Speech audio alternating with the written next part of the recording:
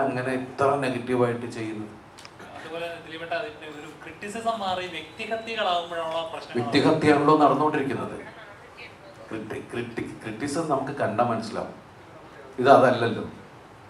ഒരു normal audience ഉണ്ട്, ഒരു മിഡിൽ ക്ലാസ്സിലുള്ള അല്ലെങ്കിൽ ഒരാളുടെ റിവ്യൂ കേട്ടിട്ട് എന്നാൽ കൊള്ളാമെങ്കിൽ ടിക്കറ്റ് എടുത്ത് കാണുന്ന പ്രേക്ഷകരുണ്ടാവും. അവർക്ക് വേണ്ടിയാണ് ചോദിക്കുന്നത്. കാരണം ഇതേപോലെ ഉള്ളവർ ഇത് ആദ്യമായി നടക്കുന്ന ഒരു ഇൻസിഡന്റ്, ഒരു സിനിമയെ നശിപ്പിക്കാൻ വേണ്ടിയിട്ട് ഇത് പെയ്ഡായിട്ട് ചെയ്യുന്നവരുണ്ട്. അല്ലാതെ അവർക്ക് തോന്നുന്ന അഭിപ്രായം പറഞ്ഞ് മറ്റുള്ളവരെ തെറ്റിദ്ധരിപ്പിക്കുന്നുമുണ്ട്. അവർക്ക് വേണ്ടിയിട്ടും അല്ലെങ്കിൽ സിനിമ കാണാനായിട്ട് ആഗ്രഹിക്കുന്ന പ്രേക്ഷകർക്ക് വേണ്ടി ദിലീപേട്ടൻ എന്താ പറയാനുള്ളത്? എൻ്റെ സിനിമ ഇറങ്ങിക്കഴിഞ്ഞാൽ ഈ പരിപാടി തുടങ്ങിയിട്ട് കുറേ കാലമായി. ലാസ്റ്റ് ഇറങ്ങിയത് ഇതിനു മുമ്പ് ഇറങ്ങിയ സിനിമയാണ് പ്രിൻസ് ആൻഡ് ഫാമിലി. ആ സിനിമയും സംഭവിച്ചത് നിങ്ങളെല്ലാം കണ്ടതാണ്. പക്ഷെ ആ സിനിമ കണ്ട ആളുകളാണ് അവർക്കെതിരെ ഭയങ്കരമായിട്ട് രോഷാകുലരാവുകയും ഈ സിനിമയെ മോശമാക്കുന്നതിനെതിരെ പ്രതികരിച്ച് നമ്മളാരുമല്ല, പ്രേക്ഷകരാണ് പ്രതികരിച്ചത്. ഈ സിനിമ ഒരു ലോജിക്കും ഇല്ലാത്തതാണ്. ഇത് വെറുതെ ആഘോഷിക്കാനുള്ളതാണ്. ഇതിൽ മഹത്തരമായ കഥയില്ല എന്നെല്ലാം നമ്മൾ പറഞ്ഞിട്ട് തന്നെയാണ് ഈ സിനിമ ഇറക്കിയിട്ടുള്ളത്. പിന്നെ അതിന് റിവ്യൂ പറഞ്ഞത് ഭയങ്കര എനിക്ക് മനസ്സിലാവുള്ള എന്താ. പക്ഷെ അങ്ങനെ പറഞ്ഞാലാണ് അവർക്ക് പൈസ കിട്ടുള്ളൂ. അത് കാണാൻ അവർക്ക് എത്ര ആളുകൾ അതിൻ്റെ ഉണ്ടാവും, അതിന് അവർക്ക് ഓരോ ക്ലിക്കിലും അവർക്ക് കിട്ടുന്നത് ഡോളേഴ്സാണ്. അപ്പം അതിന് വേണ്ടിയിട്ട് അവർ ഈ സിനിമ കൊണ്ട് തന്നെയാണ് അവർ ജീവിക്കുന്നത്. പക്ഷേ നമ്മളുടെ സിനിമകളെ സ്നേഹിക്കുന്ന ആൾക്കാർ അല്ലെങ്കിൽ നമ്മുടെ സിനിമയിൽ വിശ്വാസമുള്ള ആൾക്കാർ ഒരുപാട് ആൾക്കാരും അതൊന്നും ശ്രദ്ധിക്കാതെ തിയേറ്ററിലേക്ക് വരുന്നുണ്ട്.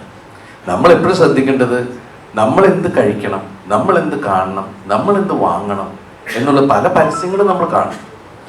അതിൽ നിന്ന് നമ്മൾ അതിലേക്ക് പൂർണ്ണമായി പോയി അഡിക്റ്റ് ആകുമ്പോഴാണ് കുഴപ്പങ്ങൾ സംഭവിക്കുക. അതെല്ലാം കാണാം, കേൾക്കാം.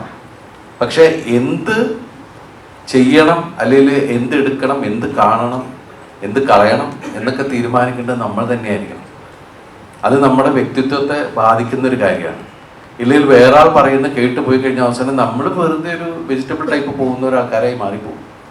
അപ്പോൾ നമ്മളുടെ ചിന്താഗതികളിൽ ആര് പറയണം കേൾക്കാം, ആരുമായിട്ട് എന്ത് ഷെയർ ചെയ്യാം, എല്ലാം ശരിയാണ്. പക്ഷെ ഫൈനൽ ഡിസിഷൻ എന്ന് പറയുന്നത് നമ്മുടേതായിരിക്കണം എന്ന് പറയും. ഇപ്പം ഞാൻ ഇതുവരെയും റേറ്റിംഗ് നോക്കിയിട്ടോ ഒരഭിപ്രായം കേട്ടുള്ളൂ. ഞാൻ ഒരാളുടെ സിനിമ കാണാൻ തീരുമാനിച്ചാൽ അതിൻ്റെ റേറ്റിംഗ് പോലും ഞാൻ നോക്കാറില്ല, അതിനെക്കുറിച്ചുള്ള റിവ്യൂ ഞാൻ കേൾക്കാറില്ല. ഞാൻ പോയി തന്നെ സിനിമ കാണും, അതെന്നെ ആസ്വദിച്ചു. ചിലപ്പോൾ എനിക്കത് ഭയങ്കര ഇഷ്ടമാവും. ഇപ്പോൾ റിവ്യൂ കേട്ടിട്ട് ഒരുപാട് ആൾക്കാർ പറയുന്നുണ്ട്, അയ്യോ ഞങ്ങൾ ഈ സിനിമ OTT വന്നപ്പോഴാണ് കണ്ടത്, ഞങ്ങൾക്ക് എത്ര മിസ്സായി എന്നറിയോ, തിയേറ്ററിൽ ഞങ്ങൾ ആ റിവ്യൂ വായിച്ചിട്ടാണ് ഞങ്ങൾ പോകാതിരുന്നത്. റിവ്യൂ പറയുന്ന ആൾക്കാർക്ക് അവരുടേതായ ഒരു അജണ്ട ഉണ്ടാവും. അത് എല്ലാ സിനിമകൾക്കും. ഇപ്പം നമ്മൾ പല സിനിമകളും ഞാൻ അഭിനയിക്കാത്ത തന്നെ പല ആർട്ടിസ്റ്റുകളുടെ പല ഡയറക്ടേഴ്സിൻ്റെ സിനിമകളെ റിവ്യൂ പറഞ്ഞ് കൊന്നിട്ട് ഇതിൻ്റെ ഒരു സ്ട്രെസ്സും സ്ട്രെയിനും ഇല്ലേ. ഒരു സംവിധായകൻ അയാൾക്ക് തോന്നുന്ന, അയാൾ കാണുന്ന അയാളുടെ സ്വപ്നം യാഥാർത്ഥ്യമാക്കാൻ ശ്രമിക്കുമ്പോൾ ഒരുപാട് ആളുകൾ അതിൻ്റെ കൂടെ നിന്ന് അത് സ്ക്രീനിലേക്ക് കൊണ്ടുവരുന്നു. സത്യമാണ്, നമ്മൾ 150 രൂപ കൊടുക്കുമ്പോൾ ആ സിനിമ ഇഷ്ടമായോ ഇല്ലയെന്ന് തീരുമാനിക്കാനുള്ള ഇതൊക്കെ റൈറ്റ്സ് ഒക്കെ ഉണ്ട്. പക്ഷെ അത് അടിച്ചേൽപ്പിക്കുക എന്ന് പറയുമ്പോഴാണ് അതിൻ്റെ ഒരു സങ്കടം ഉണ്ടാവുക. അത് ഒരുപാട് പേര് ബാധിക്കുന്നുണ്ട്, സർക്കാരിനെ ബാധിക്കുന്നില്ല.